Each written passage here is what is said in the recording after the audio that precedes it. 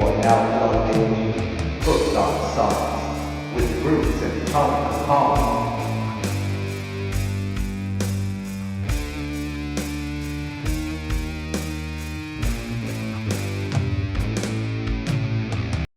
Go.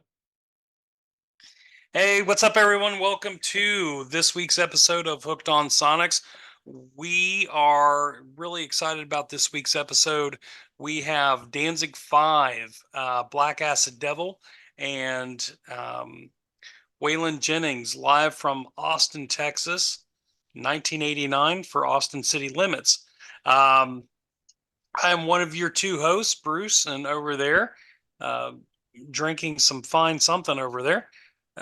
We got the lovely and talented Tone Capone.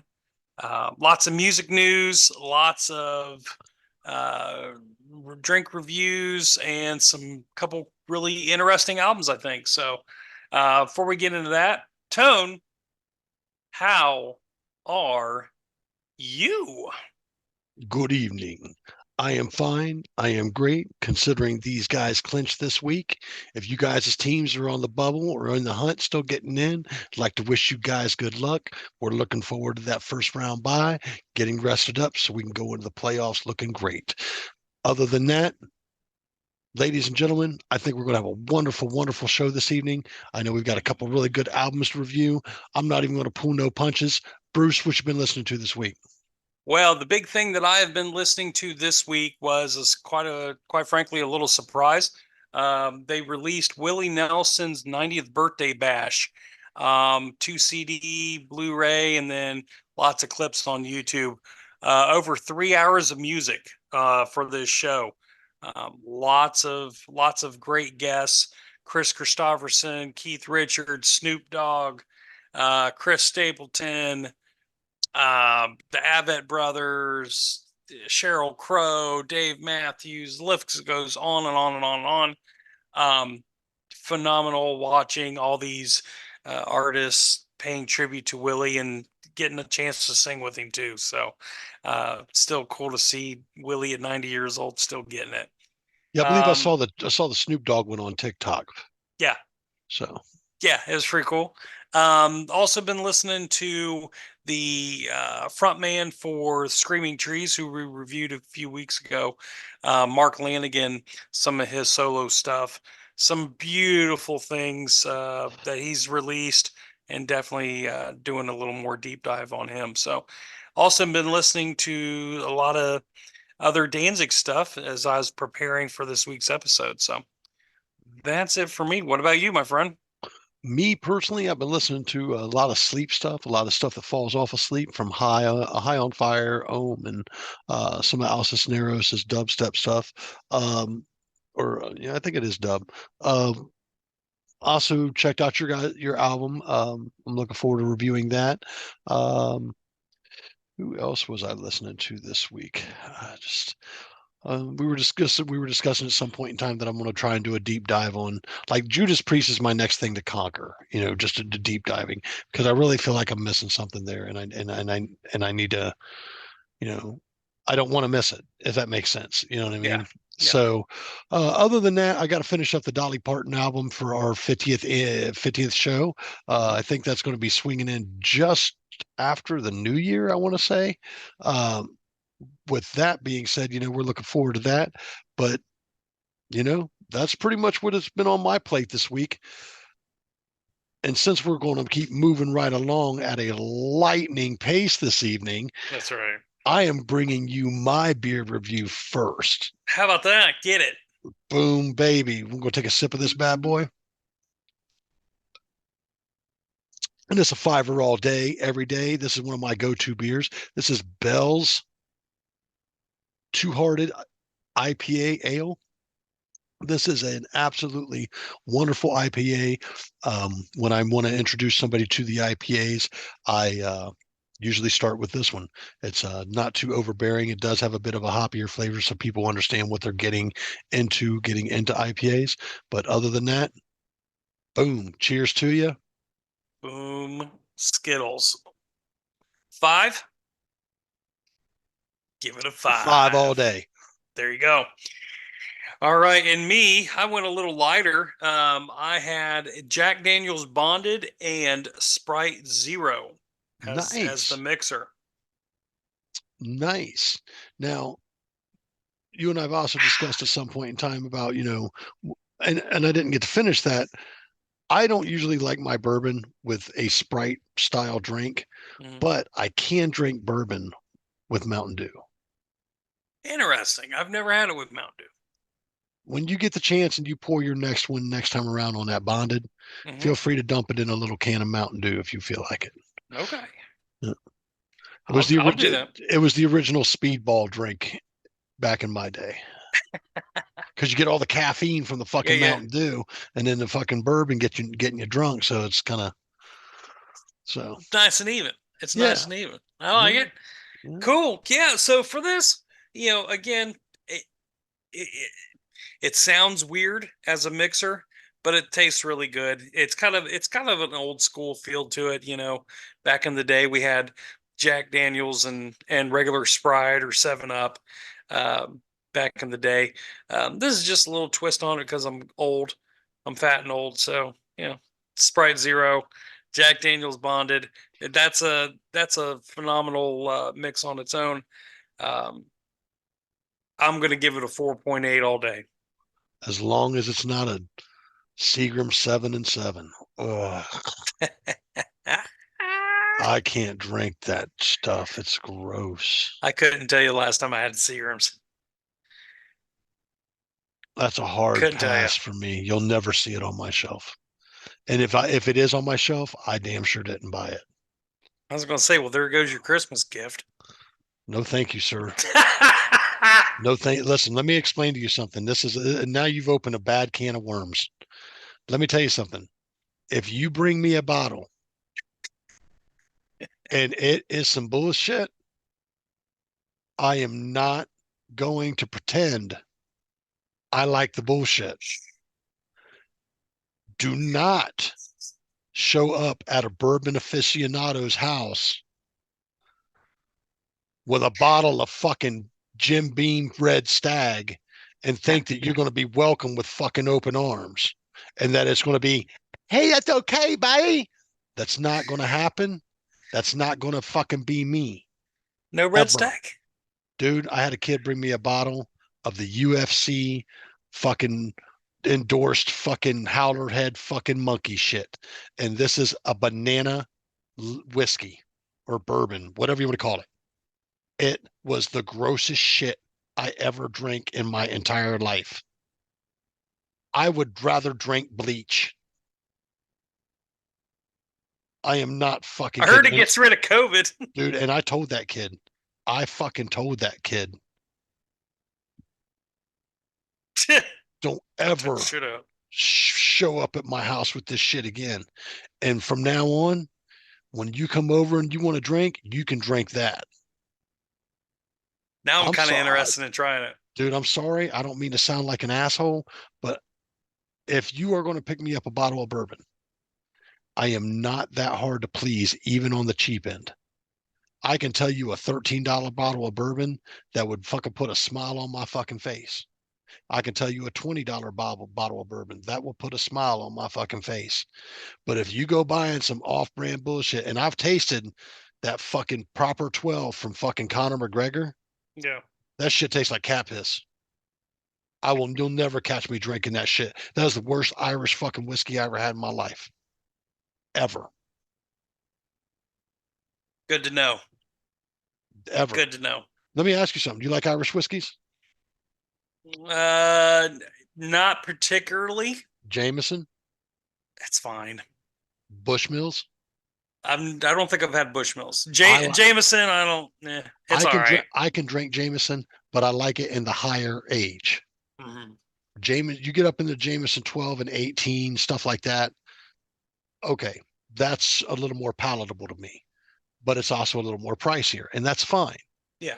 But Irish whiskey, just off the shelf, what am I going to reach for? I'm going to reach for Bushmills Black Label. Okay. It's good to know. I'm looking at possibly getting some. So I Irish also need to get some scotch too. So let me tell you a good scotch. Highland Park 12, the Viking tribute. It's the closest thing to tasting bourbon without all that peaty over fucking nasty taste of fucking moss. Mm. Dude, I was stepping away from scotches for a little while, and a buddy had brought a bottle of that over and has left it here. It is a very pleasurable bottle. I might bring it on the show one time. Okay. Very cool. Cool. All right, man. Moving into news. Let's start off with your day in the life of news. Yeah, so this week in music history is a little light. Let's see. The Beatles released their 7th Christmas record today in 1969. What was the name of it? Just Uh, the Beatles Christmas? yeah, it's Beatles' 7th Christmas record. Cheers, guys. Yeah, salute. And then the Rolling Stones recorded their album Steel Wheels live in its entirety and released it this today in 2020. Okay. I haven't actually heard that one, but I do enjoy Steel Wheels a lot. So let's see. In 1955, today on December 19th, Blue Suede Shoes was first recorded. And Mac the Knife by the Bobby Darin was recorded in 1958. I think I'm used to a Sinatra version, I believe, since you put me out on Front Street earlier. I'm just saying. All right. Let me give you a piece of my news. I do know that Doyle and OTEP are putting themselves out on tour, as well as KK's Downing, KK Downing's KK's Priest is out doing a small leg, I think, and they won't be doing meet and greets. KK's not into them. Don't look forward to that unless they decide to change it up. Up until now, it doesn't sound like he's interested in doing any meet and greets, and that's obviously who you want to meet when it comes to KK's Priest, aside from Tim Ripper Owens and maybe some of the rest of the band. But I think the prominent members of that band are Tim Owens and fucking KK. Yeah. With that being said, one of the things I would like to mention is I caught some wind of this thing through social media of if folks can remember the band Sublime. There is we are aware that Bradley Nowell had passed away, and the band had been continuing on as Sublime with Rome for a number of years. There is video footage out there, and I urge you to see this. I don't know how many songs were in the set. I want to say that I saw at least 3, and I've watched them over and over because I am a bit of a Sublime fan. But Bradley Nowell's son, Jacob Nowell, on vocals and guitar with the rest of the members of Sublime. And this is a very, very, very, very cool thing to see. I wouldn't say, I would definitely say it's not something that you're going to see every day, where a son gets to take the reins from his dad and his band basically musically. That's going to be pretty cool. Following that, as of yesterday, Rome announced that he is doing his last few shows with Sublime, and that is going to be coming to an end. He'll be looking forward to his solo career, and we wish him the best of luck. But this new era, what is going to go on with this new era of Sublime? It'll be very interesting to see. I know that when they tour with some pretty big names that could sell out some pretty decent sized venues, such as 311 and stuff like that, man. But dude, this is a pretty big deal, man. This is a pretty big deal. And I'm very, very excited by it. Other than that, I didn't think I saw something where Bruce Dickinson has released a song off of his new album. And yeah, that's pretty much what I have for the news. The news. Cool. Yeah, man. Yeah, that Sublime thing's pretty interesting. I wasn't a huge fan, obviously, just the stuff that's on the radio. Sangria and Santeria. That too. I thought it was Sangria. It's Santeria. I don't practice Santeria. Sangria. It's not sangria. I don't practice. What do you mean practice sangria? I don't know. practice drinking wine with fruit in it. Maybe I do. Don't judge me. Anyway, I think I dig a lot of those songs that they did. Didn't really follow them after all that, but that's cool. I think that's a cool thing that Son's able to carry on the legacy, so to speak. Hopefully, he can write some good songs and make new music, because no That's one wants to just stay like a legacy act at that and age. that's where I was talking with, I think I may have been talking to you last night about it, um, in regards to what's going to happen there, because it's make or break.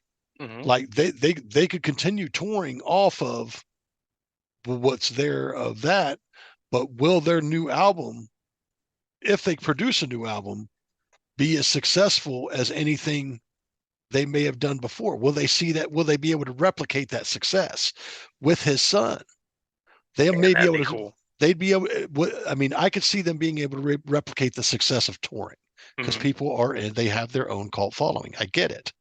Okay, but to replicate album success or even rank higher than they did on Billboard at that time of their major success beforehand with Dad, will that be possible? It'll be interesting to see. Yeah, yeah, definitely stay tuned to that. Um, but it is a cool story, and can't wait to see more from them. Indeed, indeed. Yeah. All right. Well, listening to the gods this evening, and not the gods of the band, God rest his soul, Eric Moore. Um, I was informed by a heinous little demon on my shoulder that you're up first. How about that? Well, at least he let me know ahead of time. Uh, All right, so here we go. Ladies and gentlemen, I had Danzig 5, Blackacidevil. It was obviously the fifth studio album by Danzig. We are in agreement that we're pretty sure this is the first album that Glenn had produced on his own. Should be the first one he did without Rick Rubin. Um, this was a purposeful departure from the first four albums that Glenn had done. He was wanting to shake things up, and he was trying to get a new audience, and he really didn't care if the old audience came along with him on this. According to a couple of interviews I kind of uh, seen over this week. So, um, this album to me, see, it had musically, it had some, um, it definitely paid homage to early White Zombie. Definitely some influence there. Musically, there are some cool riffs. There are some really interesting pieces in there. The vocals in this, however, on a lot of these songs, I don't get it. And as a fan of Glenn's previous stuff, some of this vocal stylings on this stuff, what the fuck, dude? What the fuck?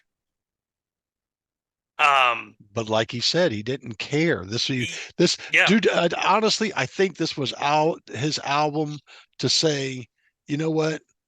I'm going to do something different. I'm not obligated to this label anymore. So the sky's the fucking limit, and I'm going to do what I want to do. yep, You know, I'm going to play with ideas and things that I had never had the opportunity to do because I was pigeonholed into this one sound. yep, Or maybe I don't know what the guy's feeling, and I don't want to predict what he's feeling, because Danzig's not the type of guy you go around going, well, I predict that he feels this way. You know what I'm saying? But I'm saying, think about where he may have been head wise. He had four albums under the guise of Rick Rubin. There was some success. There may have been five if you count Thrall Demon Sweat Live.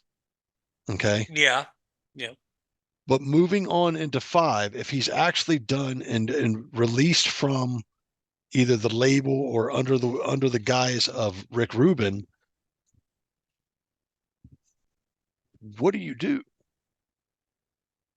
You know, do you go back to the formula that seems to be growing stale, or do you start exploring other music types that you know that are interesting to you, Okay. especially for the time and era? You know what I mean? Yes. No, I will agree with you there. So, just for, just for everyone's reference, this album was released October 29th, 1996. It was recorded between, 95 and 96, so a little over a year to actually record it. Yeah, music was definitely changing. Even on the metal scene, it was changing. It was leaning more towards this industrial white zombie-ish Fear Factory. Fear Factory, Nine Inch Nails, Yeah. Marilyn Manson. All this stuff was starting to creep in to where normal metal, normal metal was kind of waning off. So I understand wanting to change it up some. But one of my problems with Glenn, and it's not just this album, on other albums that he's done after this, his vocal stylings are, I don't get it.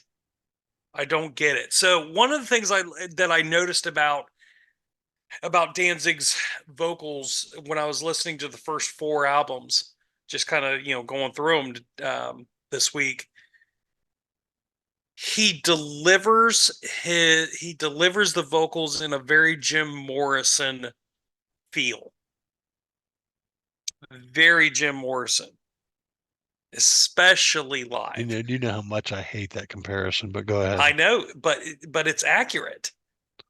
It is accurate. If you listen to Morrison during Roadhouse Blues era, LA Woman era, and during live, there's a lot of influence there with Glenn from my ears. So when he's trying to, he opens up this with Seventh House. Let me get to the track listing here. And he did this, yeah, Seventh House. He did this vocal take in one take, and it was just gibberish. That's how it sounded. Now, obviously, there's lyrics, and it's about a breakup and sex and all that jazz. But the way he just kind of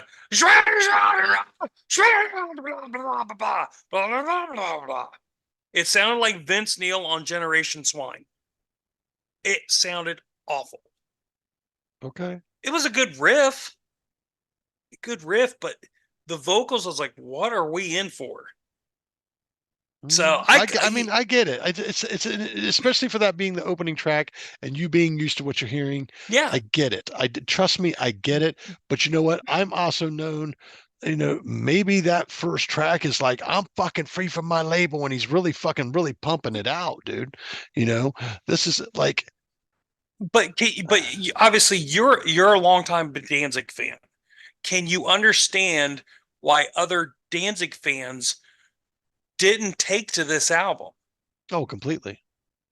But see, here's the thing. I've always taken it like, and I still take it to this day. Glenn's going to do what he wants to do musically. Mm-hmm. It's not always about the fans. You know what I mean? It's about what he wants to write musically. It's his music. If you accept it, great. He's always going to have fans, don't get me wrong. Mm-hmm. But as a fan, I can personally tell you, I understand why people would have fallen off this album. Me personally, I liked the album.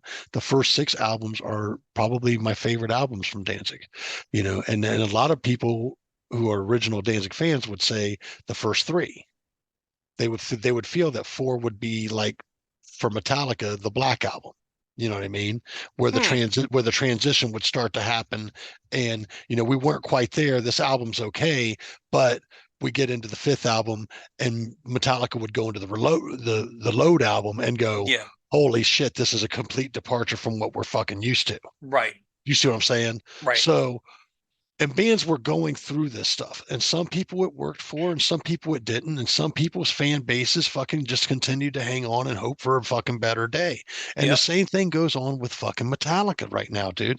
This Lux Eterna is a good, like, you could see the progression of them getting back to what sounded really fucking good and formula sounded really good to them from, I would say, Death Magnetic.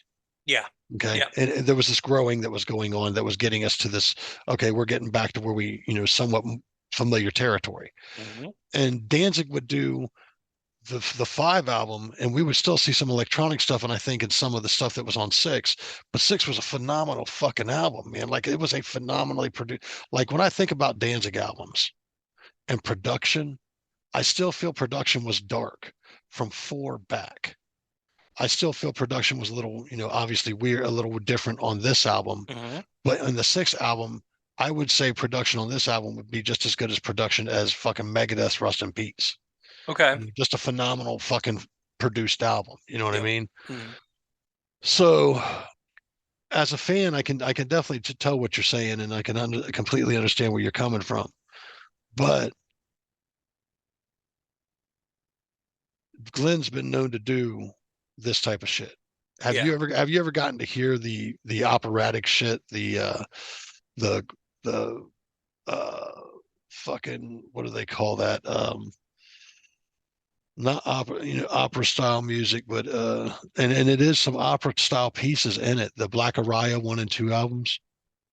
No, I haven't listened to those.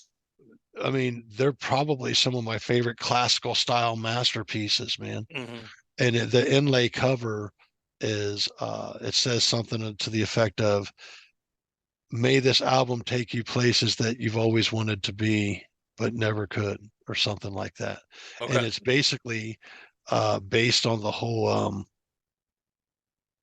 Paradise Lost situation. Okay. And it's a really freaking good. I'll have to put that in your hands sometime, man. It's a good album. Okay. If you find the album, pick up the album. It's worth the buy. It's a good fucking album, and the album cover art's absolutely amazing. Yeah. Yeah. Yeah, I'll check it out on Spotify there. So I kind of on this go around, I kind of did what you started doing.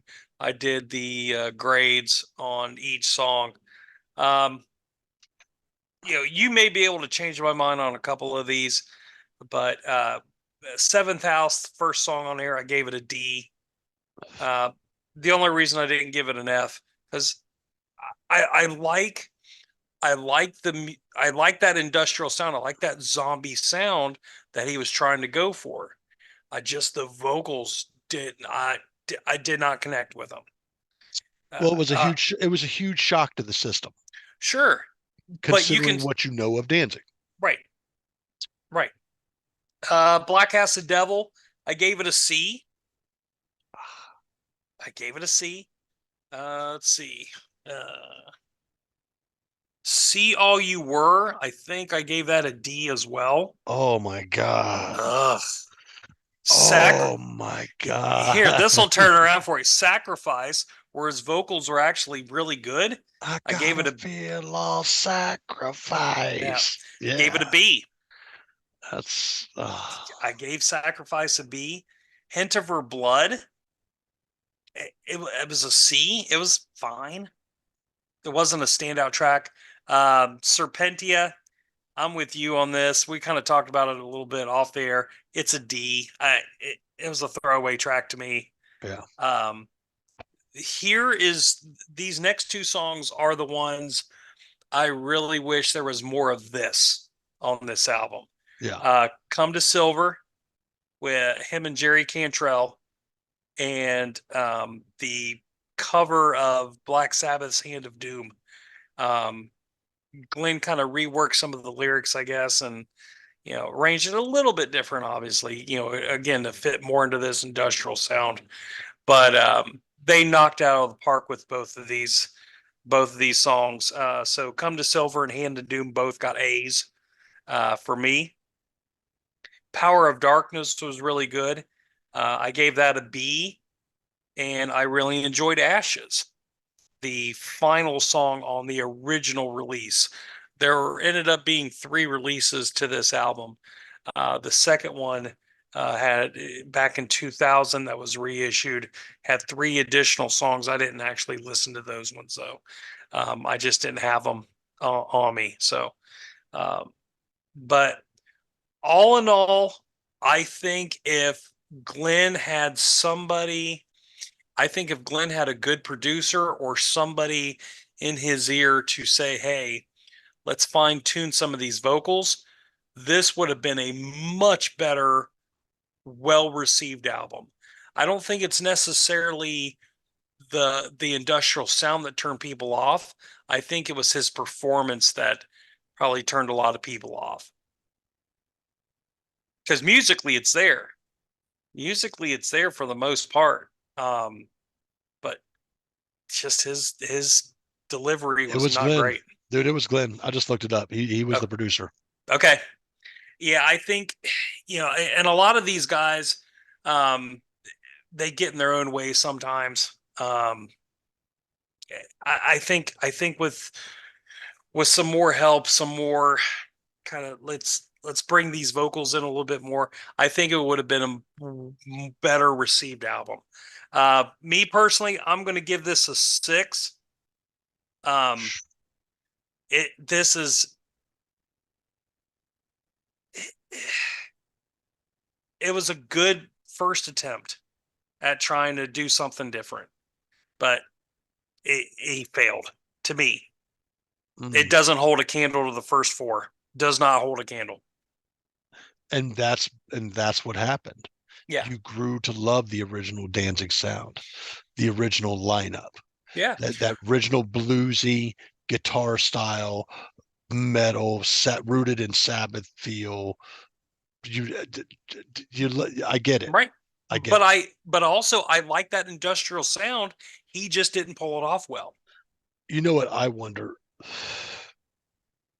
I wonder if he had any contact, any interaction, or if this person had any influence on the album, or if they could have had influence on the album. Why wouldn't Glenn go see someone like Trent Reznor and say, listen, I'm going to make this style of album?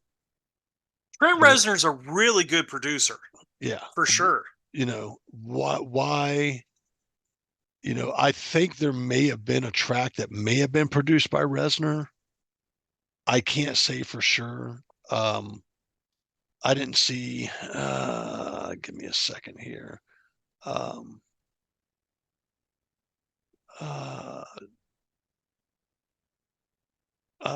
Man, what was it? I know that at some point in time, Glenn was talking about doing a whole album with Jerry Cantrell. And that would be cool. That would be really cool. Give me a second, man. Yeah, I don't see anything on here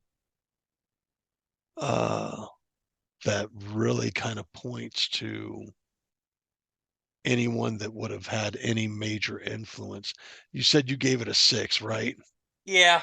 It ranked pretty fucking low, dude, in most reviews that I can see here.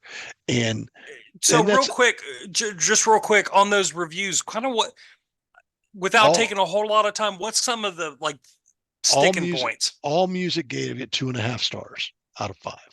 Okay. College Music Journal said it was favorable. Rock Hard gave it something like 4 out of 10, 4.5 out of 10 stars. Guitar World gave it 2 out of 5 stars. So it did not really fare up fucking well. Yeah. And if you go to Wikipedia's page, you'll see what the original cover looked like. Okay. Because it was a fold open cover. Gotcha. Yeah, it was red, I think. Yeah, I told you it had like a Heat Vision type cover. Yeah. So, me personally, I give it a 7 just because I'm a Danzig fan. And it makes sense for me that it's a 7 because I would really look into something I could find more on the album. I know a lot of people probably wouldn't care for the Danzig Elvis covers album, and at first I didn't care for it either, but I went back and listened to some of my original Elvis stuff, and then went back and listened to what Danzig did, and I was just like, you know what? He didn't do anything wrong here. He didn't do anything wrong, and he paid a lot of this shit some real fucking justice. Yeah. So I actually the album actually really grew on me, and I'm not afraid to admit when an album grows on me. But Yeah. what you get from me on the show is my initial response. This is me taking in the album as best as I can, understanding it, breathing it, listening to the lyrics, and then going, okay, this is what the production was like. This is how does the band sound? Does anybody sound out of place? You know what I mean? Yeah. So. 6, man. I get it. I get it. I totally get it, dude. And I was kind of hoping that um maybe your mind was a little more open to the idea of understanding that he goes off and does shit like this. He does what he wants, and either you're going to love it or you're going to hate it. Again, I liked the industrial sound. He just didn't deliver it well. Mm-hmm. His vocals were awful Mm-hmm. on a lot of these tracks. Okay. All right. Well, you heard the man's review. It's 6. You heard mine. I give it a personal 7, but that's because I'm biased as a fan. If I had to actually go back and review the album, I haven't listened to it for a while. Who knows where I'd land on it? But as it stands in my head, it's a 7 because I love about 3/4 of the album. Yeah. So with that being said, let's move on to my review. Yeah. Bruce, my friend, gave me Waylon Jennings live from Austin in 1989. And like back in some odd number of episodes back, I informed Bruce that there was some video footage for a Talking Heads album that I had given him, Stop Making Sense. And he went to go listen to the original album. And he's like, you know what, maybe I better go check out the video. And he got to see the video of the actual concert and really took in the whole experience and got to deal with that. Let me say that I didn't even go directly to the album. I went straight to the video footage and watched everything one by one. And I have quite a bit to say about this album. There were 17 tracks. It opened up with a Ramblin' Man. I gave the song a B. Okay. Because it was a good opener. I don't know that there was anything personally that he could have opened up the track or the show with that would have been, really kind of, here we are, we're here to do our thing. So I gave that a B. Rainy Day Woman, I gave it a B as well. These were just not favorite parts of my album or my thing. I couldn't find anything really wrong with the song, but I just really didn't enjoy it. So I'm not going to sit here and tell you that it was a horrible song. Maybe, if this is your style of music, you're probably going to, you may enjoy it a little more than I did. America, this was a standout track for me. I really, really like the track. I like the lyrics in this track. I like the feel of how he's delivering the message across this track. I May Be Used. This is an A+ track. This is probably my favorite track on the whole freaking album.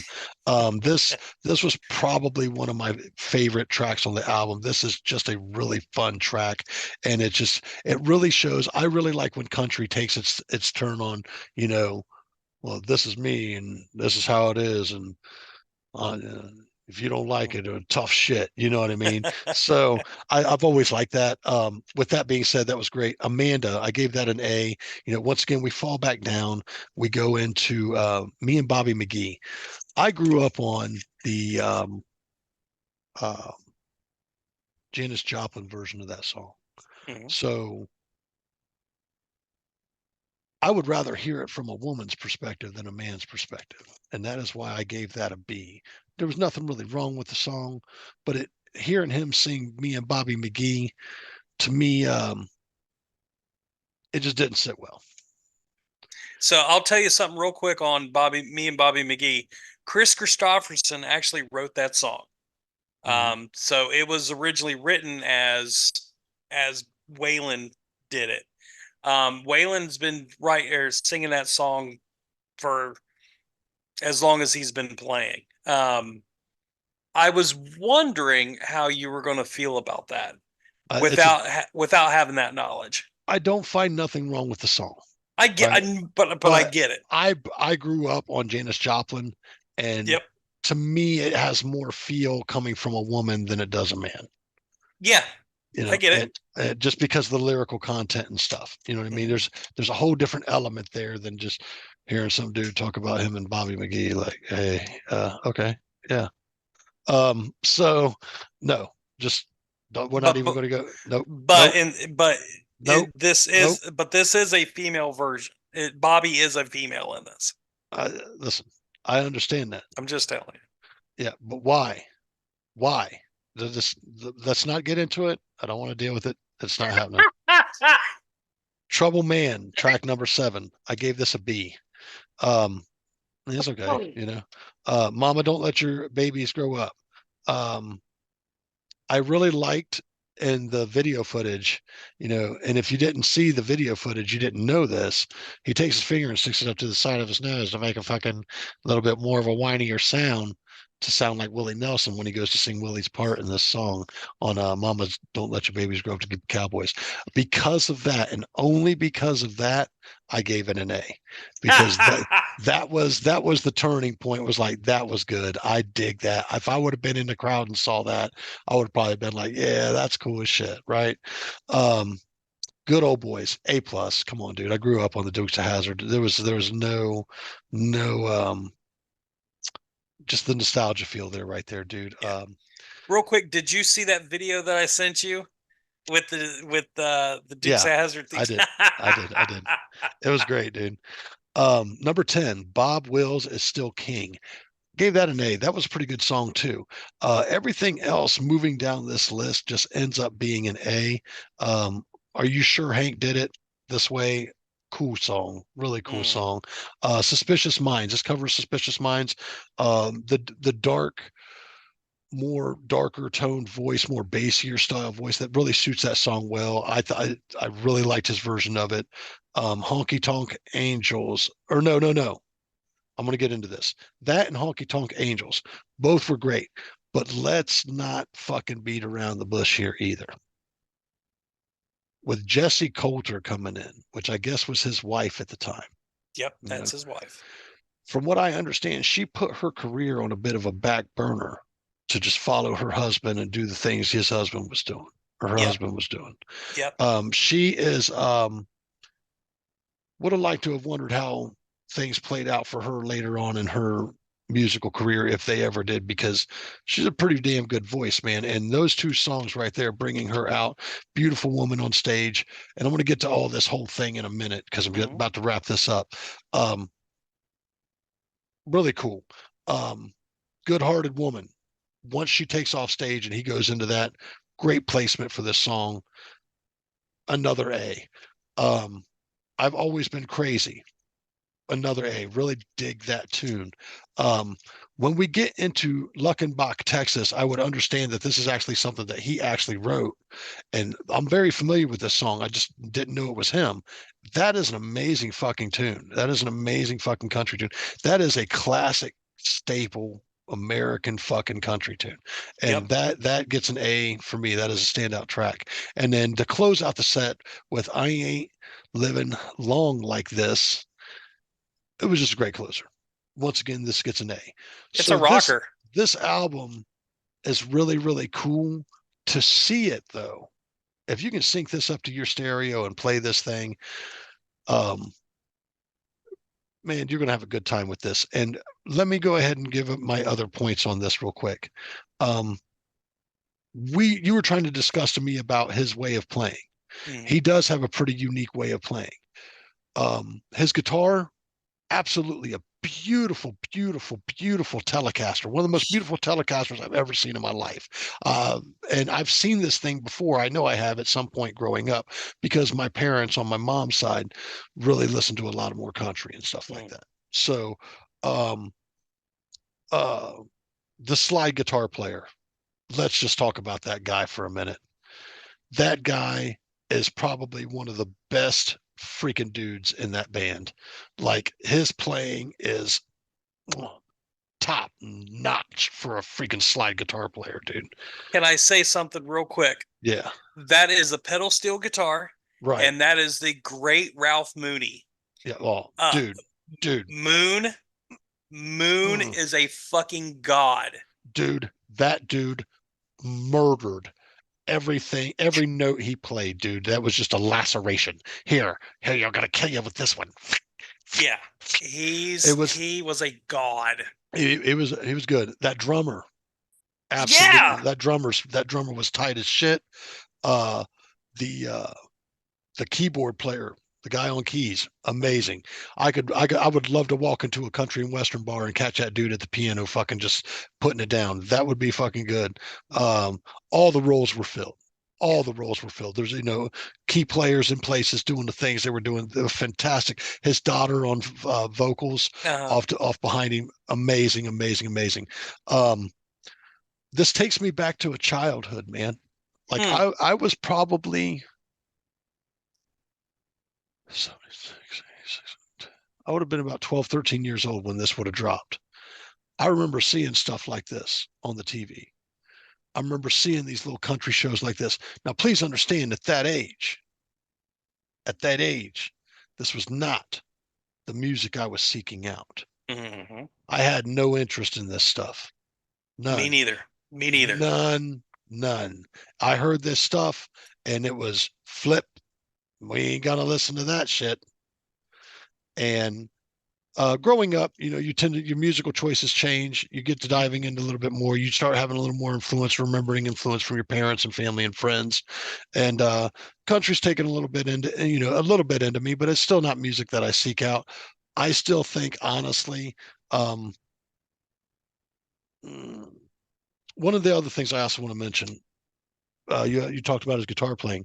He plays off the back of the body, so Hmm. his hand placement puts him right at the bridge pickup for all of his stuff until he comes up just a little bit when he gets to picking and grinning, doing his little thing. And he is a very talented guitar player. I will say that. I will tell you this. I don't know much about Waylon Jennings, Hmm. unfortunately. It's just I know and have respect for who he was and what he did to music. Same way about Conway Twitty, dude. I know who he is. I know what he did for country music. Just I know very little, and what I know, I don't say I dislike, but um, with as many A's that I shot across this thing with 17 tracks on it and really taking in the footage, I want to say this. If I took in the album without the footage, I would probably not really understand that it was a live album. Hmm. There was Interesting. there was not a lot of crowd. Hmm. You didn't understand a lot of the crowd going on in this thing. Even listening and watching the show, you seen the crowd and you heard the crowd, but like if I heard this on as a live recording just without the video, I don't know that I could base it on a true live recording other than what would sound like the possibility of what may come across as plugged in crowd. You know what I'm saying? Yeah, Because it those was a very subdued TV audience. very, very, very subdued TV audience. So with that being said, um, man, I'm not going to hold any punches, dude. Listen, country's not my thing, but I cannot deny how great this album is. Without the video, I don't know what I would have given this. I probably would have ranked this as, this is some more country shit. I probably would have ranked it about a 7 without the video. With the video though, man, and watching, he's got some good light little banner in there, man. He is a bit of a showman in that regard. Um, I'm going to give this album from me with as many nines as I gave or A's that I gave on it. I want to give it a 9. I want to give it a 9 with the video footage, but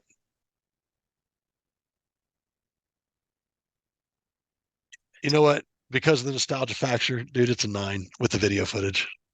It's a 9 with the video footage. That's just automatically what comes to mind. It's a 9 with the video footage, man. It's a cool thing to watch. It really is a cool thing to watch because there was this era back then of country music where things were like that, and Yeah. it was how could you say this? It seemed like a little bit more respectable, you know, in Mhm. situations. Like you remember watching some of those old American bandstands and stuff. They'd have the crowd Yeah. sit down. But certain bands would come on and people would just lose it, dude. Like the Beatles would hit something Mhm. like that or something. And I'll tell you this, man. It's so to me, it was such a walk down a memory lane for me. And not that I was super familiar with this album or this video footage. It just reminded me of time of childhood, and it made me call my mom and say, "Look, man, you got to see this." I almost want to heat up the garage, go out to the garage, plug it up on the YouTube, listen to it on the stereo, and go, let's just take an hour and watch this. You Yeah. know, it was cool, really cool Yeah. experience. So yeah, there's my review, man. It gets a 9 with the video, 7 without the video, because I just honestly feel that without the video, you wouldn't really know that it was a live thing. You know what I mean? So Here's what I'll say to that. I think the video for this particular performance is very important because of Waylon's delivery. yeah, Um, the jokes work better if yeah, you see his facial expressions. yeah, His guitar work really shines when you're looking at him. yeah. You're seeing fucking Moon over there just fucking shitting and getting. Oh, dude, that's 110% the reason why I got a 9. Yeah. Without the visual effect, I don't know that I could have given this anything higher. It probably would have ranked as Bruce gave me another country album. Right, because yeah, you need um that extra thing there. I love Waylon, and this video in particular is why I love Waylon. He had so much fun, man, and he was such a fucking boss, and he was just so fucking talented. And it didn't matter who he had behind him, as long because Moon was with him pretty much from the beginning. Yeah. And them two were just on fire, and it didn't matter who else was with them. Now, Um, now it's my understanding that his backing band went through a name change. They were one thing that eventually became something else. Can you enlighten me on that? yeah, so it was the Whalers. It was the Whalers, and then I think it went to. I think later on it went to like the.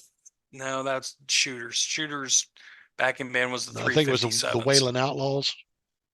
Yeah, that was later on, but really it was just for all intents and purposes for most of his recording career, it was the Whalers Why or would it be just the Waylon Jennings. Why would it be the Wailers? Because the Wailers would be Bob Marley. Yeah, so Maybe that's why they changed the name. maybe and that and like there was a lot of like he had some of the same guys on tour with him for years, but he made it a point to whenever they'd start getting a little too big for their britches, like no, trying to outshine Waylon, Mhm. he just get rid of them. Like no, this is my band. They're Yeah, coming to see me. Yeah, you guys are important, but I'm the fucking star. yeah. Um, and so I think trying to just eliminate, any other real mention of them other than band introductions. I think that may have had something to do with it. Um, this is probably my second favorite live album by Waylon. The only reason I didn't give you my first favorite one, because the only one that's out there is it's called Waylon Live, and it's an expanded edition. It's a 2 CD set, and you would have shot me because Damn right I would. it was recorded over like 3 nights. I would have killed you. Yeah, That'd and be it was that'd be recorded in 1974 when this dude was on fucking fire. that would be the end of the show. Yeah. You want to kill the show? Present me with that album. Present me with anything relative close to that album, dude. Yep. So again, his humor was still there. The fucking guitar work was even better. So this is a great second choice because I knew I wanted to get some Waylon to you, and I'm really glad you enjoyed it. All right, ladies and gentlemen, those are the reviews. Yeah. All of views. All 6 of you now watching. How about that? How about that? All 6 of you watchers out there, we want to appreciate you so much. Once again, if you like what you see here, hit that like, comment down below, or hit that subscribe bell to catch us every week. As a matter of fact, to speak about next week, being that it is the holiday week, we will be taking next week off. So our reviews that we choose to give each other this evening will be done on the following week. We want to wish you all a very Merry Christmas if you celebrate that, the Happy Hanukkah, or Happy Holidays in general. Please take care of yourselves. Be well. Bruce, I think it's about time we dump a couple albums on each other before the next show. Yes, sir. I had a hell of a time finding a fucking album for you this week. I've had your album for at least a week. Yeah. All right. Well, give me yours first. We were discussing last week the 50 years of hip hop tribute show and stuff and whatnot. And it really got me thinking about hip hop artists as a whole. We recently lost a gentleman by the name of MF Doom. That is the name you're looking for. MF Doom. Mm-hmm. And this guy just had one of the most unorthodox flows that was just like, whoa, like that's so different. Like it's so different than most hip hop that you would hear. This guy just had one of the most insane flows, and he was very much so an underground artist. If you knew about him, you knew about him. And I got turned on to him from specifically this album because I was late night watching shows like Robot Chicken, Aqua Teen Hunger Force, and shit like that.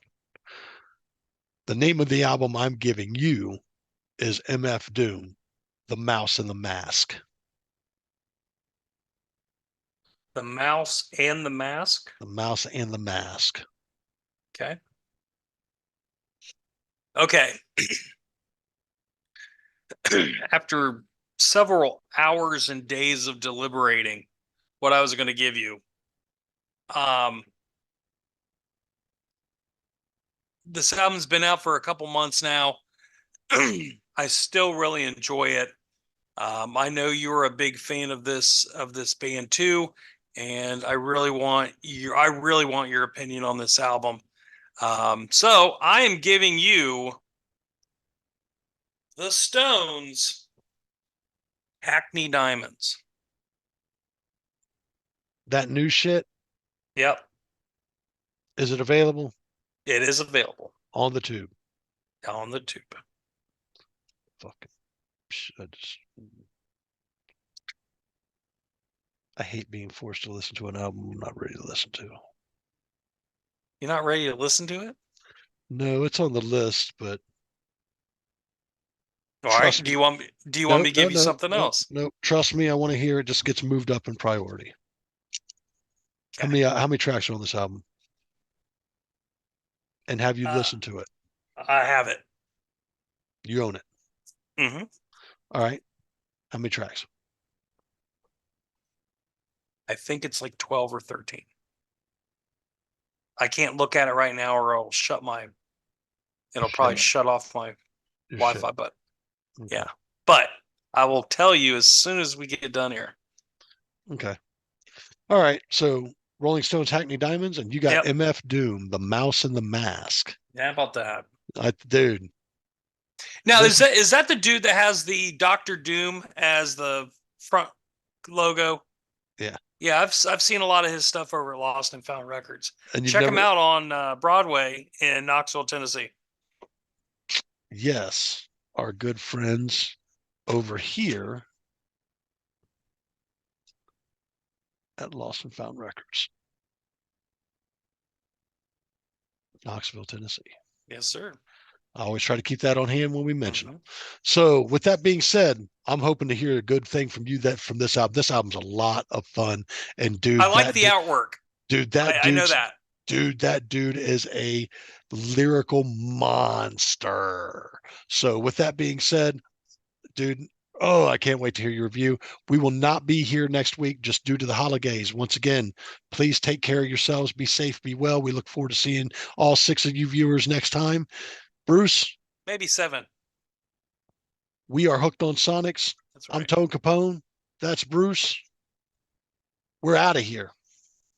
Merry Christmas. And Happy New Year.